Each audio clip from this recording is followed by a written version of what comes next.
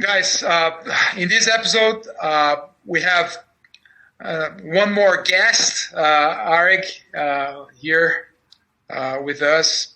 And today we're going to talk about a very important topic that I think is going to be very critical for the adoption of the metaverse in the workplace, which is the notion of brainstorming or virtual brainstorming or innovating or co-creating in this space. So, I don't know, let's get through some of the initial points. How can we adapt what we're used to know as brainstorming to this space? Or what are the key elements that we think are the first ones? I don't know, Myrna, you had some initial points, maybe. Mm-hmm. You mean what would be ideal for brainstorming? I think that we need definitely people that are engaging and willing to contribute and having the possibility to feel accepted and feel that the ideas are well presented and well, I would say, heard, right? And the thing for us, of course, we are used to do it physically, but the moment that we are here in the metaverse, we feel that we can do even more than that. Why? Because we have the possibilities, like we have the gadgets, we have the possibility to change seat, to be also standing up.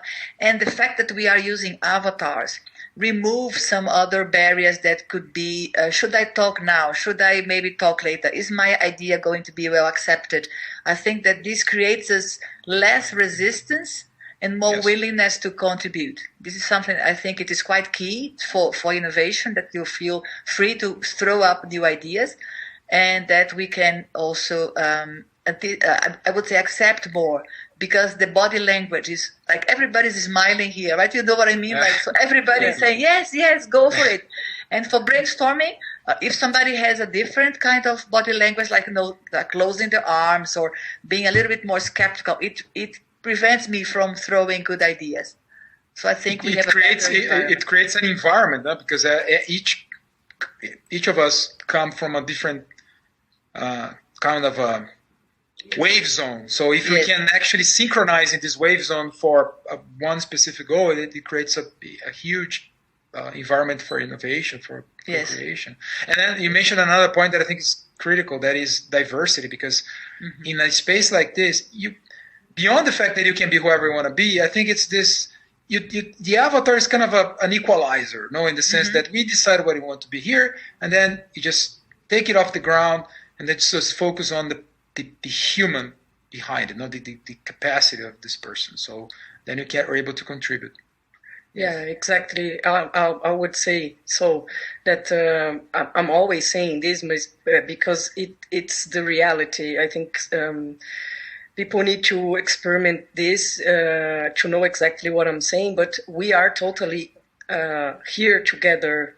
There's no distractions, anything else than being here. So that's something that for me play a really important role as well.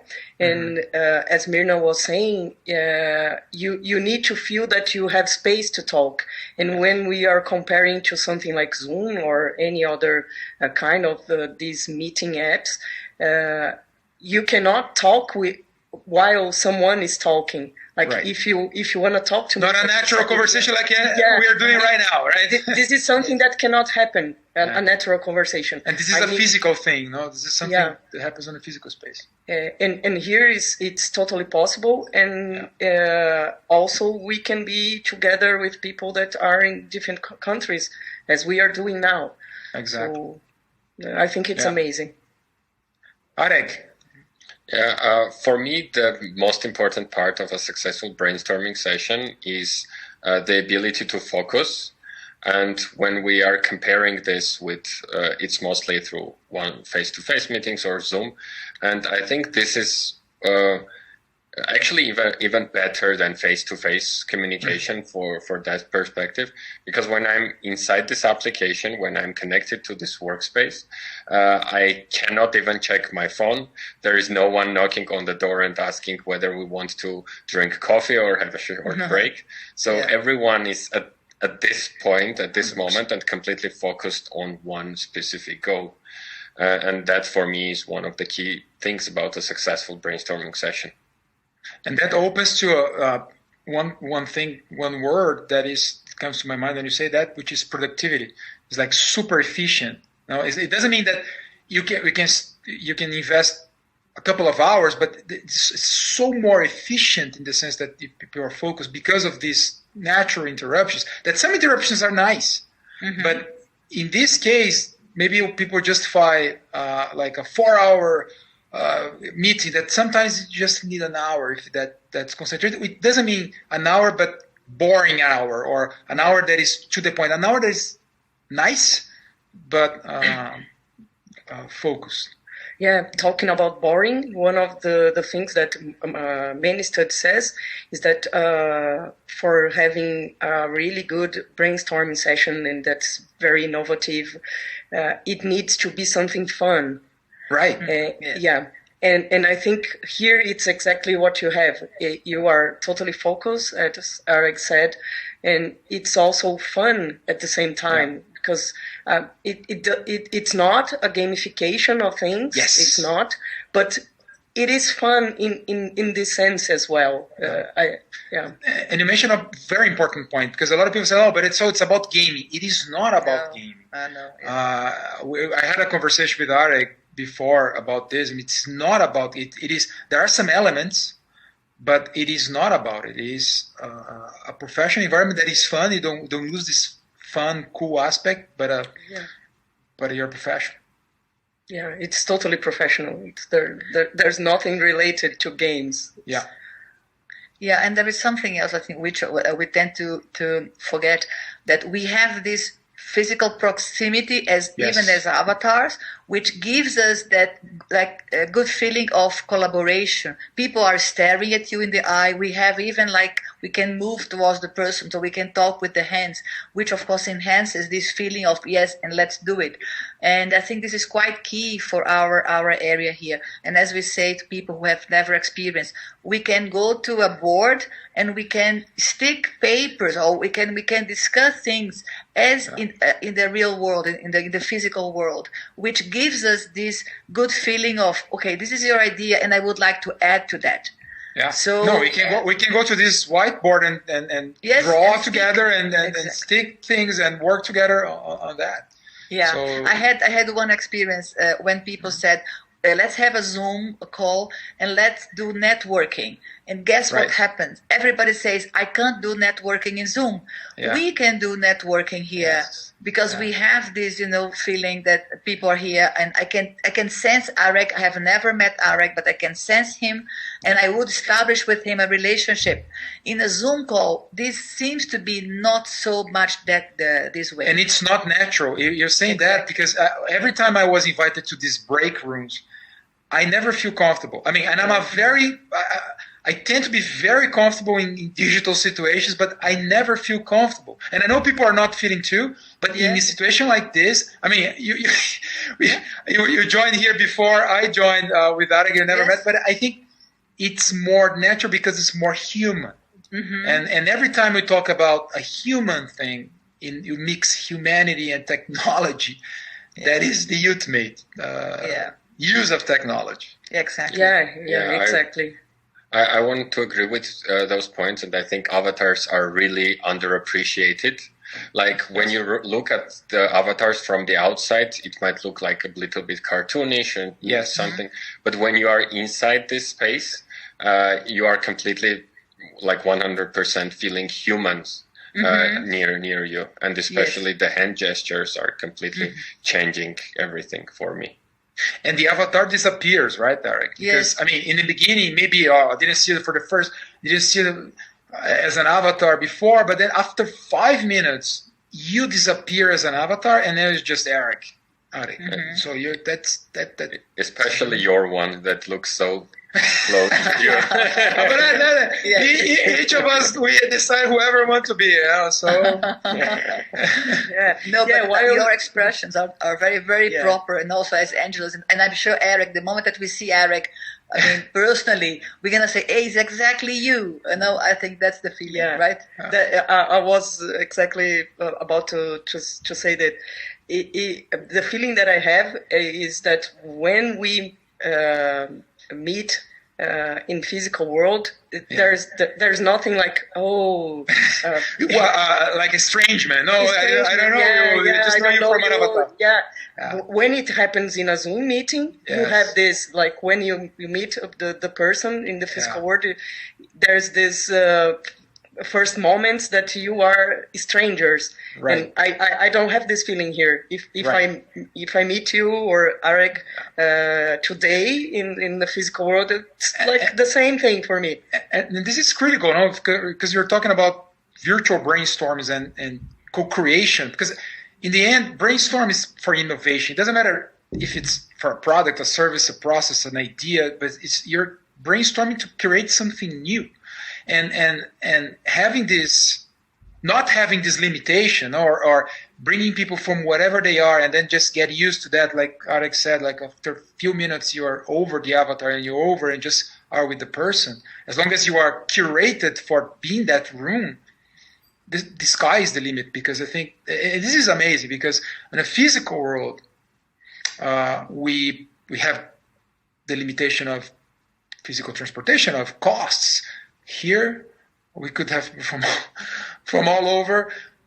People would say, and I received this criticism, but it's the same. I watched your videos, and this is the same like a Zoom call. And it's not, for the exact reason that you just mentioned. That's why they have to experience. You need to experience to be able to say something about that kind of element, because this is really different. And because we can say, I could consider myself a skeptical person for this kind of setting, and I'm completely in. So, I mean, I would invite people who are skeptical, try it first, and then let's discuss. Yeah. And that goes back to the point that we discussed before, like the elements that we think are critical for a great brainstorm session, that maybe we are missing or not missing here that we could bring. I don't know, Myrna, if you want to start.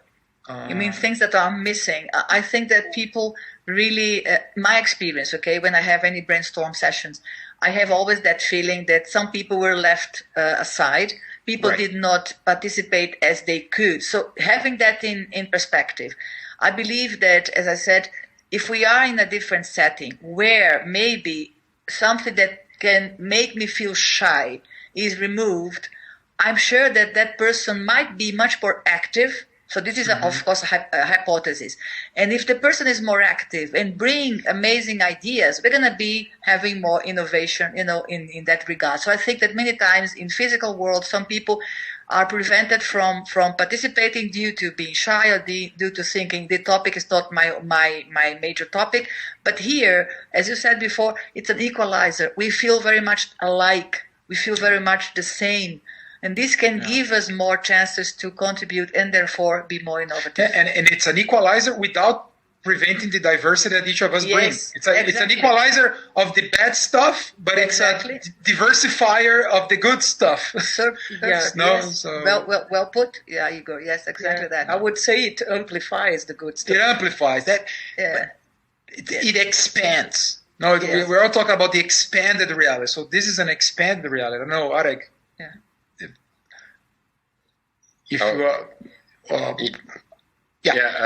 I meant I wasn't sure on which point I should build up on. So because you all turned three on me, and that was kind of surprising at first. Look at you, man, physically. All of you. And you can feel it. That's the point. You can feel it, right? You can feel. Yes.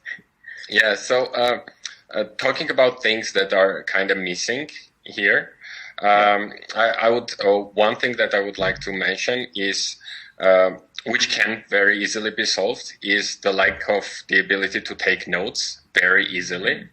So this is again for me, because brainstorming sessions are great, but if you do not collect all of that into a set of actions, or you do not know what you're going to do next, or maybe even call them tasks, it kind of becomes useless. So one thing I would love for the developers, I don't know if maybe they will hear us one day, to do is maybe just add, the same way we write on the whiteboard here, just we could also take our controllers and take notes here as well.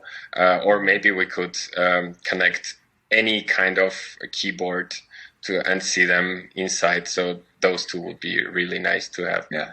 No, but it's interesting what you say, because from one hand, I mean, we can already, there are some ways of taking notes, but it's not optimal still. Yeah. But that it brings me an idea of maybe we can use this space for certain initiations or initial discussions, and then we can go back to Slack, or you can go back to Zoom, or you can go back to other places and then come back here and share. It doesn't mean, because for now, I think as this evolves, I think your vision of putting everything here, that is the vision that I think the four of us share, of having everything here and then we can move forward. But for now, even if you don't have this, I think we can make this, we can improve so much the way that people are doing from just the pure digital or the pure physical by mixing up the technology, by using this place here for an hour of this conversation, then we go back to Slack, we take some notes, then we can bring some notes here on a PowerPoint or something, and then we have another meeting here. This fluidity of technologies, of spaces, of working asynchronously. No, it doesn't have to be synchronous. Now we are synchronized, but not necessarily everything in a. Maybe we're going to reinvent the brainstorm. I'm just having a brainstorm with you live. Maybe we have to reinvent it, you know? Yeah, I was feeling this, that we are doing a brainstorm right now. Right. I agree with you that there are other possibilities. As we can record the session as we are doing here, right. And it's also something. But I agree with Eric in the sense that there are some people, and I'm one of those, that like to have your own notes. Right. Yeah, because I can grab my controller and do notes here, but it's gonna go to the whiteboard. Right. I cannot have my personal notes, and yes. I think that's something that is missing. I agree with him. Yeah, that's exactly what I said. But I didn't mean it in a negative way, because basically this is like version 1.0 yes. of the environment, and there is, even now with this version 1, this is such a better experience than any possible video call, and it's getting so close to the actual world. So even now, with so much more room for improvement, this is better. Yes. So I just can't wait to see where. But you're raising the standard already, right? I think that's the good stuff, because you're already putting the standard in a high, which is great, because that's about it, right? It's making it better, more efficient, more natural, less exhausting for people, because a lot of people got exhausted using the digital world when technology is about reducing work. It's something that blows my mind, that people use technology and get more work or tired of using technology. It's the wrong use of technology. You know? That's true. Yeah, that's true. Yeah. Another thing that we are discussing previously, that you always say, because we are still in this app format, yes. We cannot change place, like settings or everything. We can change here, we can change the room, the way it looks like, but it would be marvelous for me if we could go like in the middle of a session. It would be really nice if yes. we go there in that site, that specific yes. site, a place, a country, or wherever, all together, to see something and to experience something. And I think it's going to be possible very soon. It is possible now, but unfortunately, we can't mix it up in this environment. So we have to go to another app. Still, we are working in apps, no? But the Metaverse is going to be about this fluidity. Yeah. But for example, I did an experiment with other colleagues in a shapes thing for app. So we're trying to create a sculpture, trying to create something together. It's not like this avatar. It's another avatar with you're just glasses, but it's amazing, because then you are in a total different dimension that doesn't reproduce. It's really you're floating. You're creating something that then it goes back to something that I always think how to teach kids math, for example, geometry. Let me explain you what is a cube, and I show you the cube, and let's enter the cube. This is amazing. This is and then if you can bring this experience to this meeting right now, and I think that's what they're talking about. Yeah. And that's why all of us want, and I think we're gonna have this soon. This will change completely the game, and I think we have brainstorming 2.0. No, that would be definitely. Nice. Yes. I don't know anything else that you think that people that never experienced should maybe learn from our experience, because I think we're doing this just to share. We're learning and sharing as we learn. No, anything else? I think no matter how much we talk here, we are going to say a lot of things, but all of that even combined will not even be close for experiencing the same for 5 minutes. Yes. Just, I mean, people who get these devices are getting more and more. So I'm pretty sure if anyone wants, they'll be able to find someone who has an Oculus or any kind of device and just put it on and experience it for like 5-10 minutes. That's how I did personally. I had no intention of buying a device until I tried it myself. It happened the same with us, right? With me and Angela. We just bought it right away. Yeah. The moment that we tried it. Yeah. I couldn't agree more. I think it's. I'm not tired to say experience. That's the point. And talking about being tired, just to conclude. Look, we have this session here, half an hour, 1 hour, 1 hour and a half. We don't feel tired. Yeah. If this would be in a Zoom, we would be really, really, really exhausted, and we know that we all feel that. Yeah. So it's already another positive point. And one of the reasons is that something that we always talk about is and going to the point that you also mentioned, that we are an avatar here, but it's one of the most human things that you can experience in the digital world. Oh no! In the future, of course, the avatar will be even better. But when you are on a Zoom call, we just watch the avatar. I always say that it's also an avatar because it's a video, but it's not you. But this sense of space, of sound, of gesture, of physicality, of the same physical. It changed our human perception of what is to be in a digital world. Yeah. So I think this is the true hybrid. This is the true hybrid format of working, learning, because it really mixes the physical senses that we have with the whatever digital senses that we have. Yeah, summarizing, I think in opposition of what the haters like to say, it's more that it's humanizes the digital world. Exactly. Which is what technology should be about, right? Yeah. Yes, for sure. Some final comments? I don't know. Are you good? I think you pretty much summed up everything that we discussed today, and I agree with all those points. But specifically for me, the key is the sound, like people who are close, people who are far. We mentioned this again today, but this is what makes this experience unique, specifically for me. I agree.